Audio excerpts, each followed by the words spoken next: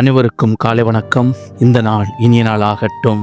ஒருமுறை பில்லி கிரஹாம் அவர்கள் ரட்சிப்பை குறித்து ஒரு உதாரணத்தின் மூலமாக விளக்கினார். அவர் சொன்னது, அநேகர் நான் கர்த்தரை விசுவாசிக்கிறேன், வேதாகமத்தை விசுவாசிக்கிறேன், சபை கூடுதலை விசுவாசிக்கிறேன், இது போதாதா நான் பரலோகம் போவதற்கு என்று வாதிடுகிறார்கள். இல்லை, இது ஒருபோதும் போதாது. இயேசு கிறிஸ்துவை சொந்த இரட்சகராக ஏற்றுக்கொள்ள வேண்டும். உதாரணத்திற்கு, ஒருவன் ஒரு இடத்திற்கு செல்ல வேண்டும் என்று விமான டிக்கெட் வாங்கி குறிப்பிட்ட நேரத்திற்கு ஏர்போர்ட்டும் போய் சேர்ந்து விடலாம். அந்த விமானம் மிகவும் உயர் ரக விமானம். அது அவனை சரியாக அவன் செல்ல வேண்டிய இடத்திற்கு கொண்டு செல்லும் என்பதில் சந்தேகமில்லை. எல்லாம் ரெடியாக இருக்கிறது. விமானம் புறப்பட சில நிமிடங்களே இருக்கிறது. அவனுடைய பெயர் சொல்லி கூப்பிடுகிறார்கள்.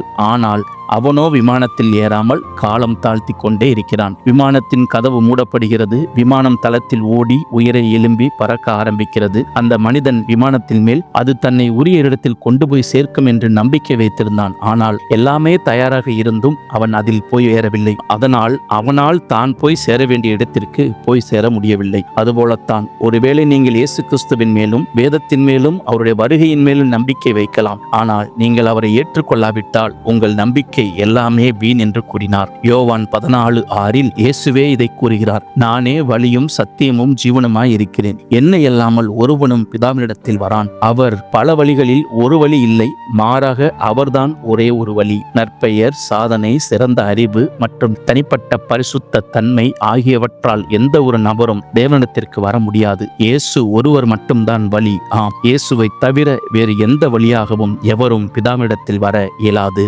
கர்த்தர் நாம மகிமைப்படுவதாக. கர்த்தராகிய இயேசு கிறிஸ்து தாமே உங்களை ஆசீர்வதிப்பாராக. இந்த நாள் இனிய நாள் ஆகட்டும்.